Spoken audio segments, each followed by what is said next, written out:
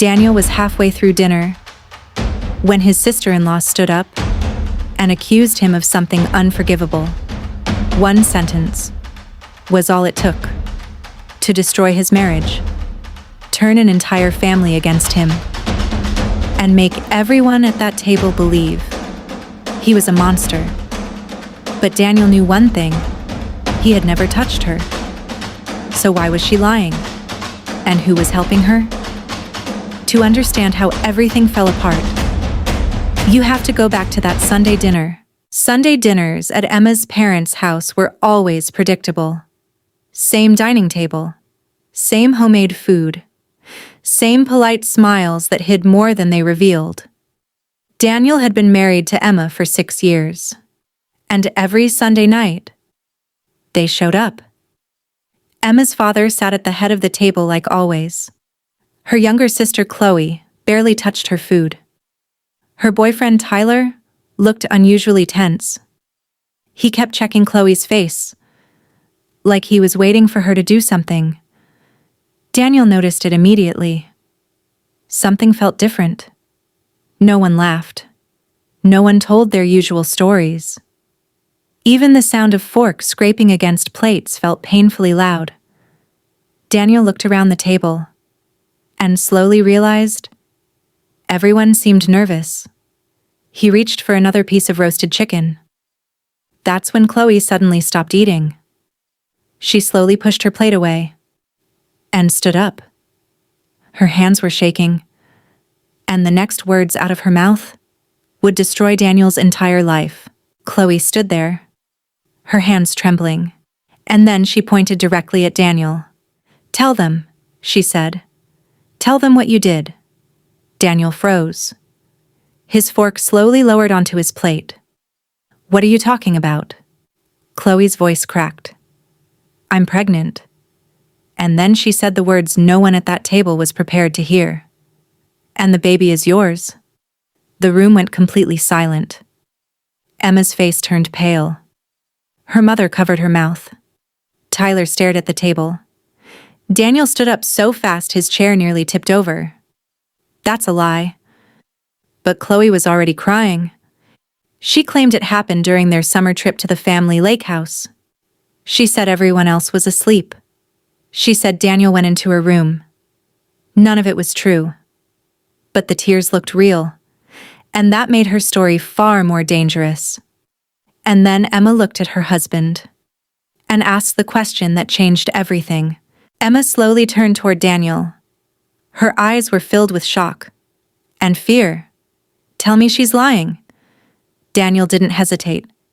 "She's lying. I never touched her." But Chloe cried even harder. "He's been texting me for months, begging me to stay quiet, then threatening me when I got pregnant." Daniel stared at her in disbelief. "I don't even have your number." Nobody listened. Emma's father slammed both hands onto the table. The plates rattled. The glasses shook. "Get out of my house." Daniel looked at Emma. He expected her to defend him. She couldn't even meet his eyes. "Just leave, Daniel, please." In less than 60 seconds, he lost his wife's trust and her entire family. But being thrown out of the house was only the beginning of Daniel's nightmare. Daniel thought Emma would call. She never did. Instead, he spent that night alone in a cheap motel off the highway. One duffel bag, one hotel key, and a marriage that was falling apart by the hour. He tried calling Emma. No answer. He called her mother. She answered and immediately started screaming, "Stay away from my daughter. Stay away from Chloe. If you come near this family again, we'll call the police." She hung up. Minutes later, Emma's father sent a text. "Disappear." Daniel stared at the message. He kept replaying dinner in his head. Chloe's tears. Tyler's silence. The way Emma looked at him, like she didn't know who he was. Something wasn't adding up. If Chloe was telling the truth, why did Tyler look terrified?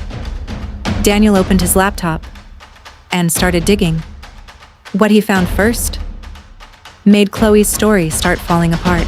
The motel room was silent, except for the hum of the old air conditioner. Daniel hadn't slept, not even for a minute. He sat on the edge of the bed, staring at his laptop screen. Every message, every memory from that dinner kept repeating in his mind. Someone is lying, but who? He opened his phone records, scrolling slowly, line by line. No calls to Chloe, no messages, no hidden contact, nothing. That alone changed everything. If he never contacted her, then why was she so sure? And then, a single detail on his phone history made him stop breathing for a second. Daniel opened his location history and searched the exact weekend Chloe claimed everything happened. The family lake house trip. 3 days? That destroyed his life. He zoomed in on every movement. Friday night. He never left the main house. Saturday morning. He went to the grocery store with Emma. Saturday night. He walked to the dock. But Emma was with him. That was it. He checked again.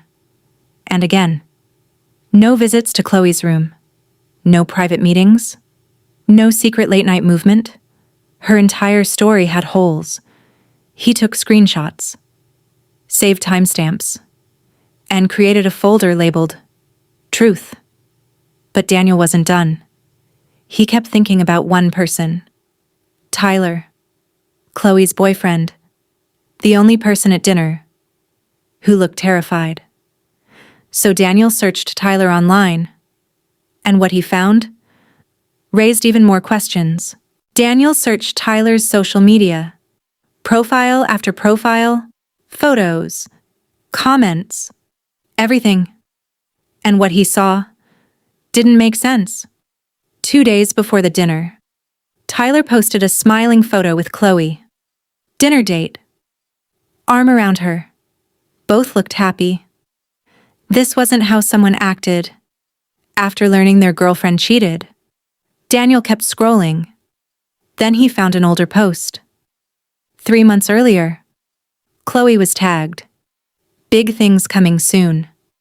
The comments were full of questions. Engagement? Wedding? Baby? Then Daniel found Chloe's reply. Not yet. But something even bigger is coming. Daniel stared at the screen. She already knew. She was pregnant before dinner. So why blame him now? Then his phone buzzed, and the message made things even darker. Daniel's phone vibrated. Unknown number. He opened the message. Stop digging. This is your only warning. Daniel froze. Nobody should have known. He was investigating. Who sent this? Chloe? Tyler? Someone else? He screenshot the message and added it to his evidence folder. For the first time, this didn't feel like family drama anymore. It felt planned.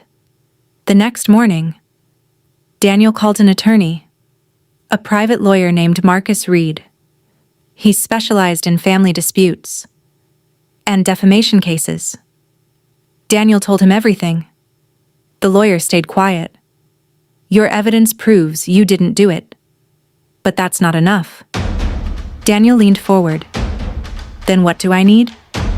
Marcus answered with one sentence. Proof that someone wanted your life destroyed. A week later, the lawyer called back, and what he found changed everything. 3 days later, Daniel finally got a call from his lawyer, and Marcus sounded different, calmer, more focused, like he had found something important. I pulled public assistance records. Daniel sat up instantly, and Chloe filed pregnancy paperwork 2 weeks before that family dinner. Daniel froze. She already knew she was pregnant. Before accusing him.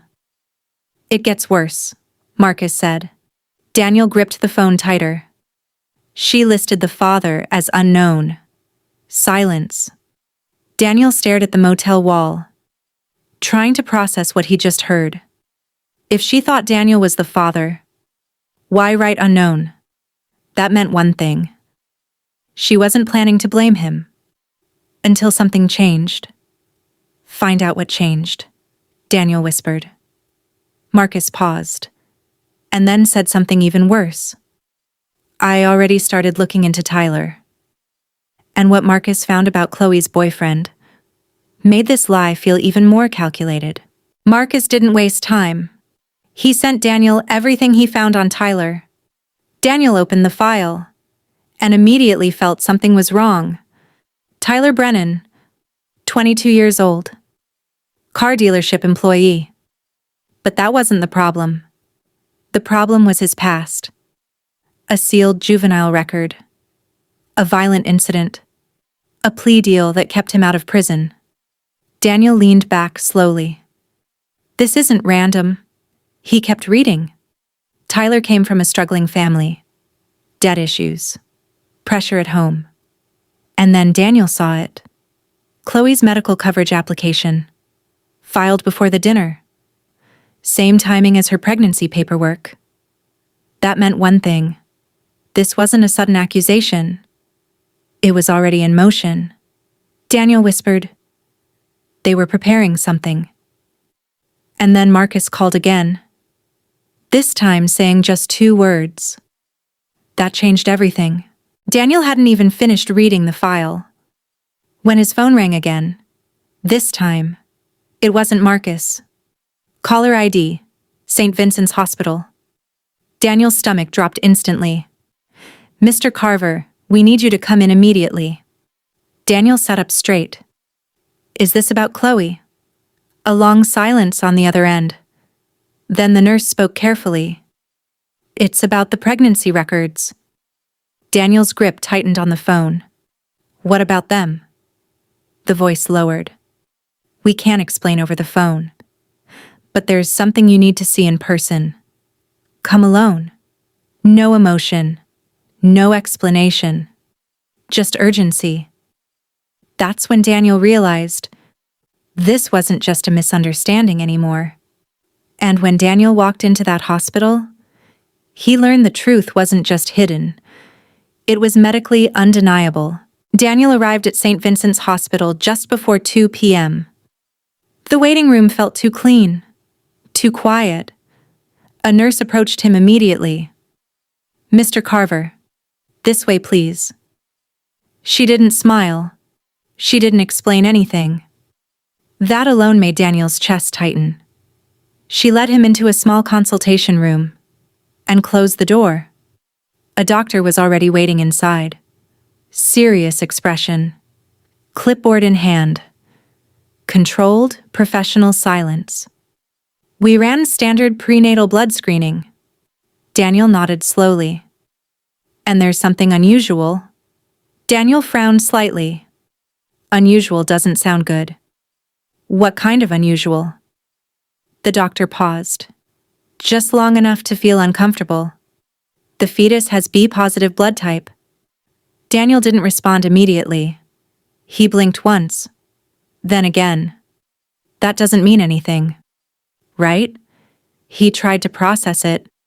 But the room suddenly felt heavier. That means you cannot be the father. Daniel froze. His mind refused to accept the sentence at first. But the doctor didn't change her expression. She was certain. And in that moment, Daniel realized this wasn't just a lie anymore. It was something carefully constructed. Daniel barely slept that night. He kept replaying the doctor's words. You cannot be the father. Over and over again. The next afternoon, his phone finally rang. Emma. Daniel stared at her name for 3 full seconds before answering. Daniel. Her voice was shaking. She sounded like she'd been crying. Chloe just called me from the hospital. She struggled to breathe. They told her the baby can't be yours. Daniel stayed silent. They said the blood types don't match. Emma's voice cracked. I don't understand. Daniel finally spoke. Because she lied. Silence filled the call. She knew things. She described your shirt that weekend. She said you met her by the lake. Daniel's eyes narrowed. I wore a white shirt. Not gray. And I was never alone at that lake. Emma stopped speaking. For the first time, she started questioning everything. But Emma still didn't know who Chloe was really protecting. That night, Emma showed up at Daniel's motel. She looked exhausted. Red eyes. Hands shaking. Daniel opened the door, and neither of them spoke at first. Emma walked inside and slowly sat on the edge of the bed. I confronted Chloe. Daniel remained silent. At first she kept lying. Then she broke. Emma looked down at the floor. The baby is Tyler's. Daniel closed his eyes. Tyler panicked. He said his family would disown him. He begged Chloe to blame someone else. Emma's voice cracked. And she chose you. The room went silent. All the humiliation, all the threats, all the damage. It was all intentional. She said they were going to tell the truth later. After the baby was born, Daniel stared at her in disbelief. Later? But Daniel wasn't focused on Chloe anymore. He was focused on the person who didn't believe him. Daniel sat across from Emma and finally asked the question that mattered most. Did you believe me? Emma looked down. Her silence lasted too long. That silence told him everything. When your family attacked me, when your father threatened me, when your mother called me a predator. His voice remained calm. You said nothing. Emma started crying harder. I was scared. She's my sister. Daniel leaned forward. And I was your husband. Emma couldn't respond. The motel room felt painfully quiet. For Daniel, the lie was horrible. But Emma's silence was the betrayal he couldn't forget. He stood up and walked toward the door. You should go. Emma froze. Before leaving, Emma revealed what Chloe planned to do next. Emma stopped at the door and turned back. Chloe is telling everyone tomorrow. Daniel said nothing.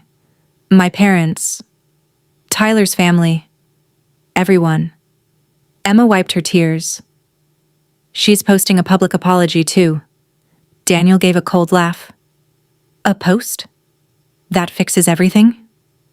Emma looked devastated. She didn't argue, because she knew he was right. The next day, everything exploded. Chloe confessed. To her parents, to Tyler's family, and online. Tyler's family kicked him out. Friends turned against Chloe. Her apology post disappeared within an hour. But Daniel didn't feel relief, because some damage doesn't disappear with the truth. And then Emma's parents called, begging for one final conversation. Daniel's phone rang the next morning. Emma's father. For a moment, he considered ignoring it, but he answered. Daniel. His voice sounded smaller, older. We made a terrible mistake. Daniel looked out the motel window. You threatened me. Silence. I know. Your wife's mother called me a predator. More silence. We want to fix this. Daniel laughed quietly. You can't. The call ended seconds later. Then Emma's mother called. She was crying. Please come to dinner. We need to talk as a family. Daniel answered with one sentence. I'm not your family anymore. But Emma wasn't ready to lose him.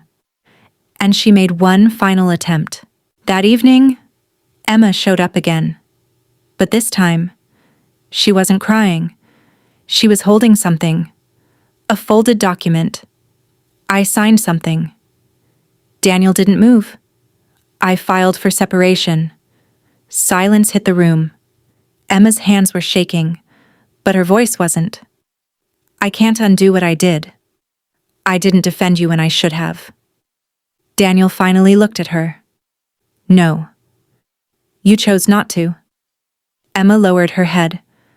I was scared of losing my family.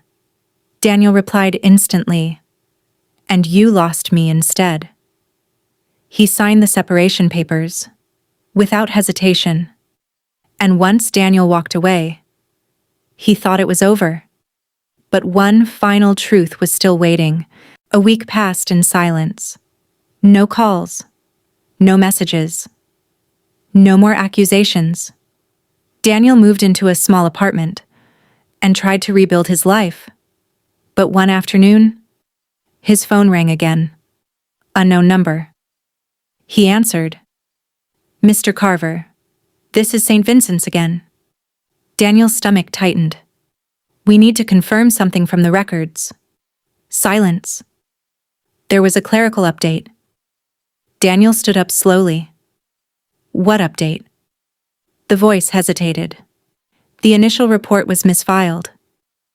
The blood type data belonged to a different patient file at first review. Daniel froze. Misfiled? Meaning? He asked quietly. The nurse replied, You were never medically ruled out. And in that moment, Daniel realized something even bigger than the lie. Someone had manipulated the truth from the beginning. Daniel stood completely still. The phone was still pressed to his ear, but he wasn't hearing the voice anymore. Everything he had endured, every accusation, every threat, every lost night, collapsed into one realization. None of it was random. He slowly lowered the phone. No anger. No shouting.